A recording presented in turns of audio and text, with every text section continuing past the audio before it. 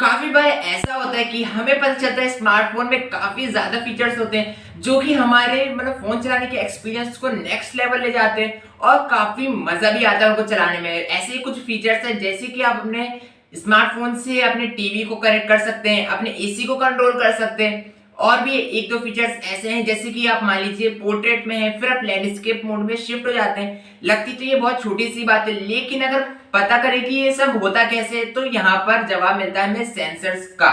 ये सब चीजें होती हैं सेंसर्स के कारण। जो हमारे स्मार्टफोन रहता है उसमें काफी सारे सेंसर्स फिट रहते हैं जिससे कि हमारे एक्सपीरियंस में काफी यानी कि नेक्स्ट लेवल एंजॉयमेंट मिलता है। तो यहाँ पर अगर मेरी तरफ से अगर बात करें स्मार्टफोन को बेसिकली स्मार्ट बनाता कौन है, तो यहाँ पर मैं कहूंगा कि सेंसर्स ही स्मार्टफोन को एकदम स्मार्ट बनाते हैं।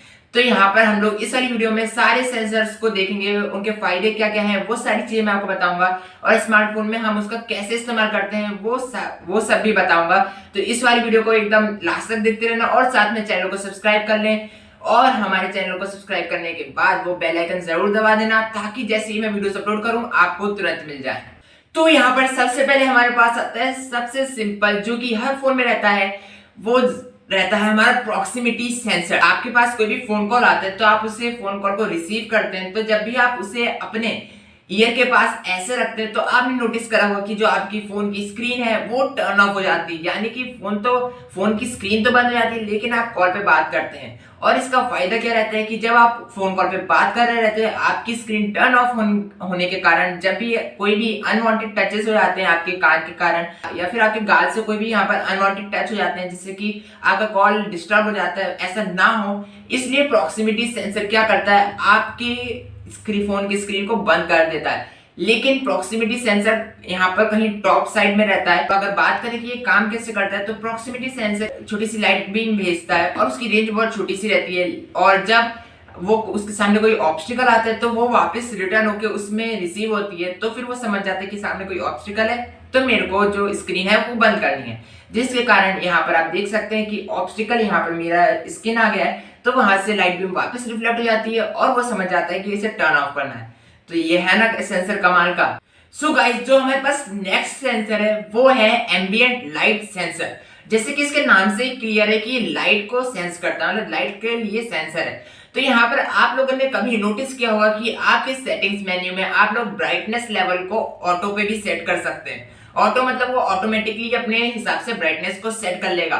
तो यहाँ पर एम्बिएंट लाइट सेंसर का काम आता है। यहाँ पर जो एम्बिएंट लाइट सेंसर है वो सेंस करता है कि आपके सराउंडिंग्स में जो कि फोन जिस सराउंडिंग में रखा गया है वहां पर कितनी लाइट है, उसके हिसाब से वो खुद ही आपके फोन के ब्राइटनेस को एडजस्ट कर लेगा। मान लीजिए अगर आपके बैकग्राउंड एकदम डल है, एकदम अंधेरा छाया है, तो आपका फोन ब्राइटनेस लेवल को एकदम कम कर देगा ताकि आपको फोन की स्क्रीन क्लियरली दिखे। और अगर आप कहीं आउटडोर जाते हैं जहाँ पर बहुत तेज धूप पड़ रही है तो वहां पर जो एम्बिएंट लाइट सेंसर है वो सेंस करके ये समझ जाएगा कि सराउंडिंग्स में काफी ज्यादा लाइट है, तो वो भी अपने फोन की ब्राइटनेस को बढ़ा देगा ताकि आपको आपका फोन अच्छे से क्लियरली दिख सके।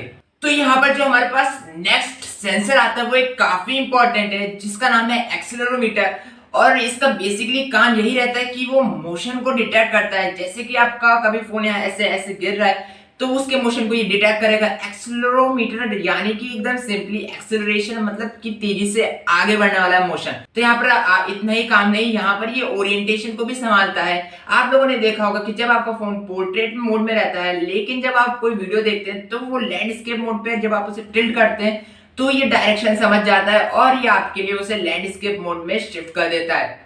यहाँ पर एक्सेलेरोमीटर सारे फोन्स में पाया जाता है, बहुत बेसिक सा ये सेंसर है। और यहाँ पर एक्सेलेरोमीटर का बस एक ही यहाँ पर ड्रॉबैक आता है कि यहाँ पर ये स्ट्रेट लाइन मोशन यानी कि फ्रंट या बैक मोशन ही डिटेक्ट कर पाता है। इसलिए यहाँ पर नेक्स्ट सेंसर आता है जिसका नाम है जायरोस्कोप। तो यहाँ पर जो जायरोस्कोप है वो राउंड मोशन को भी डिटेक्ट कर लेता है। जायरोस्कोप यहाँ पर सिंपली आप लोग ऐसे समझ सकते हैं कि XYZ एक्सिस में आपको आपके फोन की करंट लोकेशन बताता है। तो यहाँ पर अगर आप लोग बात करें कि जायरोस्कोप का यूज कहां पर आता है, तो जायरोस्कोप का यूज आप लोग तब समझ सकते हैं और ये काफी इंपॉर्टेंट सेंसर है। ये काफी बेसिक सा भी है, ज्यादातर फोन्स में आता ही है आजकल। और यहाँ पर अगर बात करें कि इसका यूज क्या है तो यहाँ पर अगर आप लोग देखना चाहते हैं YouTube की 360 डिग्री वीडियोस या फिर अगर आप वीआर में देखना चाहते हैं यानी कि वर्चुअल रियलिटी वाली वीडियोस देखना चाहते हैं तब आपको ये काम आएगा। तो यहाँ पर जायरोस्कोप बेसिकली क्या करता है, जब आप अपने फोन को ऐसे टिल्ट करते हैं तो फिर आप एकदम 360 डिग्री वीडियोस का एक्सपीरियंस ले पाएंगे। आप अपने फोन को टिल्ट करेंगे तो आपका फोन डिटेक्ट कर लेगा कि आप कौन से XYZ पर्टिकुलर स्पेशली कौन से पॉइंट पे हैं और वहीं पर आपको वो वाली वीडियो एकदम अच्छे से पता चलेगी।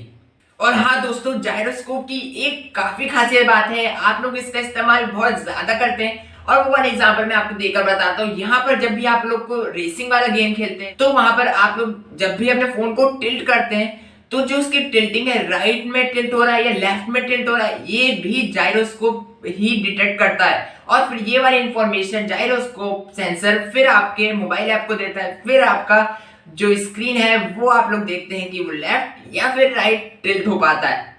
तो यहाँ पर आप लोग समझ सकते होंगे कि मूवमेंट को डिटेक्ट करना कितना इंपॉर्टेंट है। सो गाइस, अब जो हमारे पास आता है नेक्स्ट सेंसर, वो काफी सिंपल सा है और आप लोग ने भी जरूर इस्तेमाल करा होगा।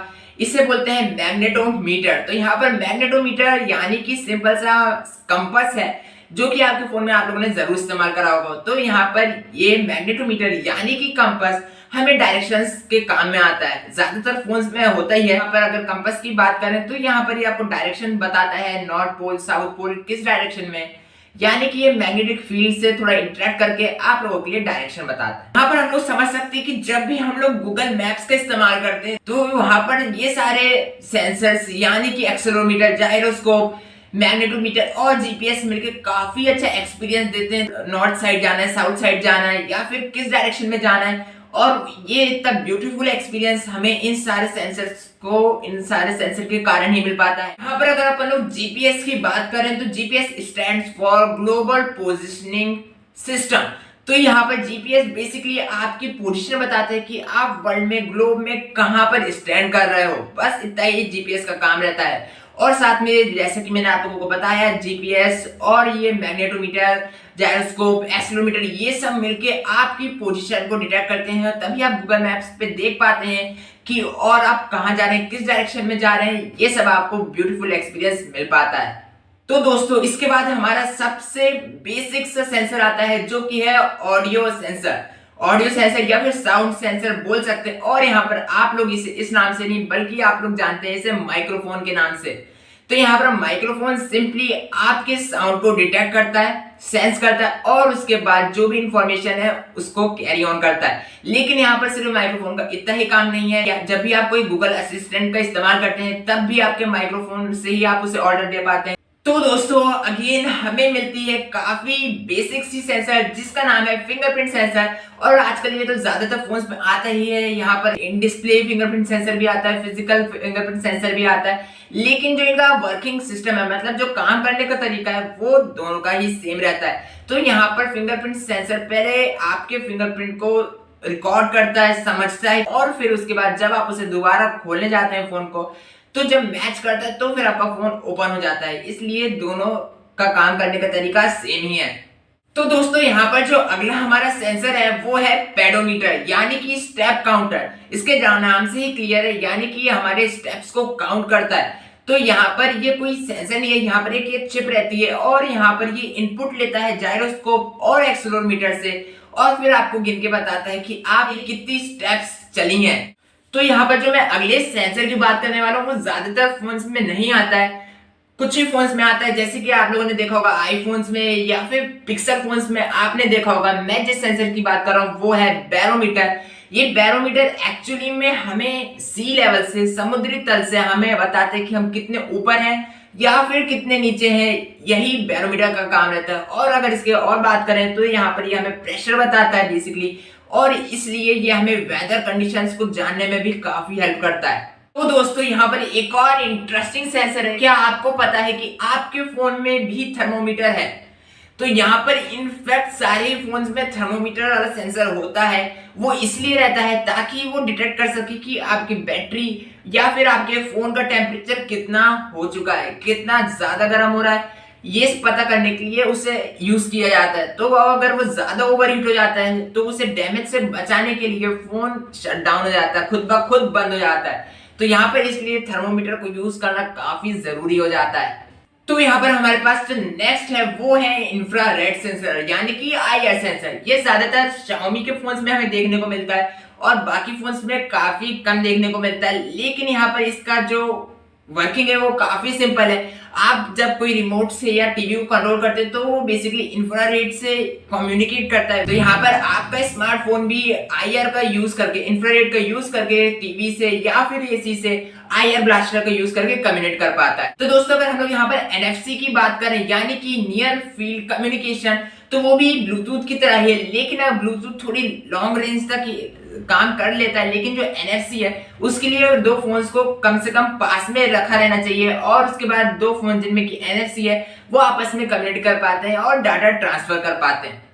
तो गाइस और भी सेंसर्स काफी सारे आते हैं, लेकिन यहाँ पर जो मैंने इस वाली लिस्ट में आप लोगों को सेंसर बताए वो ज्यादातर फोन्स में मेनली अवेलेबल रहते हैं। तो आई होप आपको ये वीडियो पसंद आई होगी और अगर पसंद आई तो लाइक कर देना, साथ में चैनल को सब्सक्राइब कर लेना ताकि जैसे मैं वीडियोस अपलोड करूं आपको तुरंत मिल जाए। तो चलिए अब मिलते हैं नेक्स्ट वाली वीडियो में।